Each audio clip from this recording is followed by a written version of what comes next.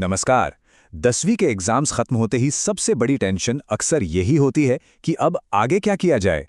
आज हम एक ऐसे ही रोमांचक सफर पर निकलने वाले हैं और एक ऐसे क्षेत्र की बात करेंगे जो न सिर्फ शानदार करियर देता है बल्कि समाज के लिए भी बहुत ज्यादा जरूरी है।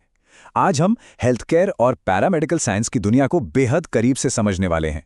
तो चलिए इसमें गहराई से उतरते हैं। 10वीं के बाद जो एक बहुत बड़ी उलझन सामने आती है वो है सही दिशा का चुनाव।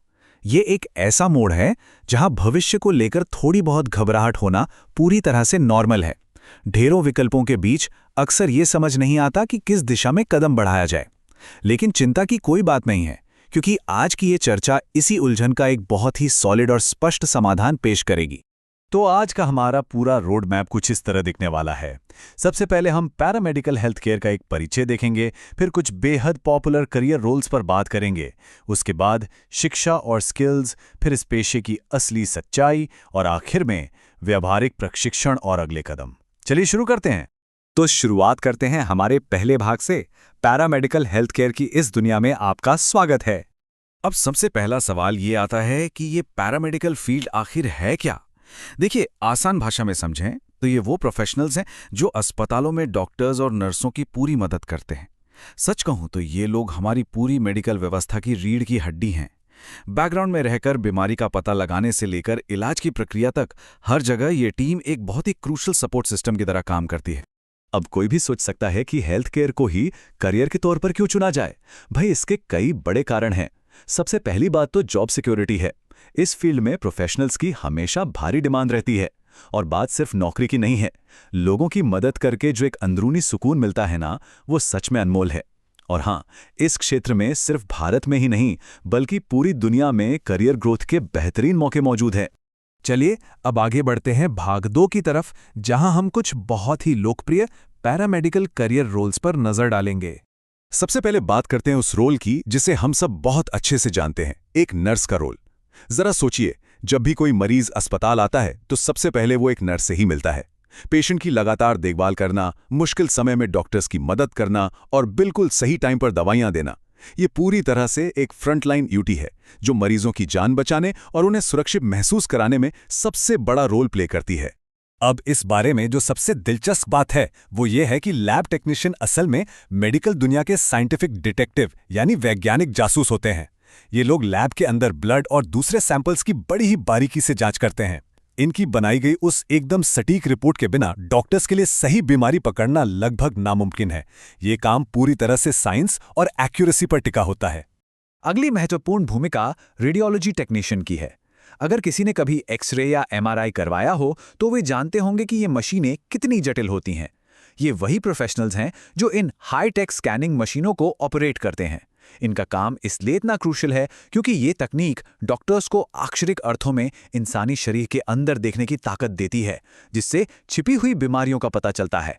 और जब बात किसी इमरजेंसी की आती है तो वहां आपातकालीन चिकित्सा सेवाएं यानी ईएमएस की टीम सबसे आगे खड़ी होती है।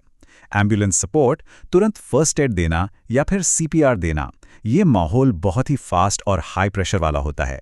ऐसे में हर एक सेकंड कीमती है और इन पेशेवरों का तुरंत लिया गया एक्शन ही अक्सर किसी की जिंदगी और मौत के बीच का सबसे बड़ा फैसला करता है। ये सब रोल्स देखकर एक बात तो एकदम साफ हो जाती है कि काम करने के लिए सिर्फ बड़े बड़े अस्पतालों के वार्ड्स ही नहीं हैं। पेशेवर लोग clinic, diagnostic centres, rehab centres और हाईटेक मेडिकल लैब्स में भी काम कर सकते हैं। यानी आपके पास अपनी पसंद का वर्किंग एनवायरनमेंट चुनने के काफी ऑप्शंस होते हैं। अब आते हैं भाग 3 पर, शिक्षा और आवश्यक कौशल। चलिए देखते हैं कि इन शानदार रोल्स तक पहुंचा कैसे जाए। अब सवाल उठता है कि यहां तक पहुंचे कैसे? देखिए, 10वीं के बाद शिक्षा के रास्ते काफी खुले और फ्लेक्सिबल हैं। 11वीं और 12वीं में साइंस लेना एक बहुत ही बढ़िया रूट है। लेकिन अगर कोई चाहे तो सीधे डिप्लोमा कोर्सेज, सर्टिफिकेट कोर्सेज या फिर आईटीआई के वोकेशनल प्रोग्राम भी चुन सकता है। इसका मतलब है कि हर किसी के पास अपने समय और बजट के हिसाब से इस फील्ड में एंट्री लेने के कई अलग-अलग रास्ते हैं। लेकिन एक बात ध्यान रखनी होगी, इस फील्ड में सिर्फ किताबी या टेक्निकल नॉलेज से काम नहीं चलता। मरीजों के साथ डील करना है तो अंदर गजब का पेशेंस और सहानुभूति यानी एम्पैथी होनी ही चाहिए। इसके साथ ही साफ बातचीत करना, तेज ऑब्जर्वेशन स्किल्स और एक बेहतरीन टीम प्लेयर होना, ये कुछ ऐसे सॉफ्ट स्किल्स हैं जो किसी भी इंसान को एक बेहतरीन हेल्थ केयर प्रोफेशनल बनाते हैं। और हाँ, आज के दौर में हम टेक्नोलॉजी को कैसे भूल सकते हैं। आजकल के अस्पताल पूरी तरह से डिजिटल हो चुके हैं। मरीजों के डिजिटल हेल्थ रिकॉर्ड्स मेंटेन करना हो, टेलीमेडिसिन हो या फिर मेडिकल फील्ड में एआई का इस्तेमाल, बेसिक कंप्यूटर नॉलेज होना अब कोई चॉइस नहीं बल्कि एक एकदम जरूरी चीज बन गई है। पूरी की पूरी इंडस्ट्री ही अपग्रेड हो रही है। आगे बढ़ते हैं भाग 4 की ओर, इस पेशे की वास्तविकताएं। आइए समझते हैं कि इसकी असली तस्वीर कैसी दिखती है। तो यहाँ सबसे अहम बात यह है कि हम इस पेशे की फाइनेंशियल रियलिटी को भी अच्छे से समझें। अगर सैलरी की बात करें तो एक फ्रेशर के तौर पर शुरुआत में हर महीने 15 से 30 हज़ार रुपए के आसपास मिल सकते हैं। 10वीं या 12वीं के तुरंत बाद काम शुरू करने वाले युवाओं के लिए ये काफ़ी प्रैक्टिकल और बढ़िया स्टार्टिंग पॉइंट है। लेकिन कहानी यहीं खत्म नहीं होती। जैसे जैसे अनुभव बढ़ता है, स्किल्स निखरती हैं, वैसे वैसे पैकेज भी बढ़ता जाता है। कुछ सालों के अच्छे अनुभव और लगातार मेहनत के बाद अनुभवी पेशेवर आसानी से महीने के 50,000 या उससे कहीं ज्यादा भी कमा सकते हैं। बस इस फील्ड में लगातार सीखते रहना सबसे जरूरी है। देखिए, कोई भी प्रोफेशन बिल्कुल परफेक्ट नहीं होता। एक तरफ इस काम में समाज से बहुत सम्मान मिलता है, करियर में स्टेबिलिटी आती है और दुनिया भर में काम करने के मौके मिलते हैं। लेकिन दूसरी तरफ कुछ साफ चुनौतियां भी हैं। काम के घंटे काफी लंबे हो सकते हैं, कभी-कभी सीरियस पेशेंट्स को देखकर इमोशनल स्ट्रेस भी होता है और नई मेडिकल टेक्नोलॉजी के कारण जीवन भर सीखते रहना पड़ता है। ये दोनों ही पहलू इस पेशे की सच्चाई हैं। अब आते हैं हमारे आखिरी हिस्से यानी भाग 5 पर, व्यवहारिक प्रशिक्षण और अगले कदम। तो ये ट्रेनिंग असल में होती कैसे है? चलिए इसे 8 हफ्ते के एक आसान टाइमलाइन से समझते हैं। पहले 2 हफ्तों में सिर्फ बेसिक इंट्रोडक्शन होता है, फिर अगले 2 हफ्ते पेशेंट केयर पर फोकस करते हैं।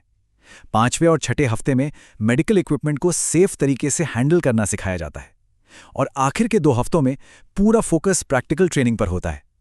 ये एकदम स्टेप बाय स्टेप प्रोसेस है जो छात्रों को थ्योरी से सीधे रियल वर्ल्ड एक्शन के लिए तैयार करता है। और ये बहुत ही शानदार तरीके से दिखाता है कि कैसे थ्योरी को असली प्रैक्टिस में बदला जाता है। फर्स्ट एड के लाइव डेमो होते हैं, मरीजों से बात करने का प्रैक्टिस सेशन होता है और पल्स या ब्लड प्रेशर चेक करने की हैंड्स ऑन ट्रेनिंग दी जाती है।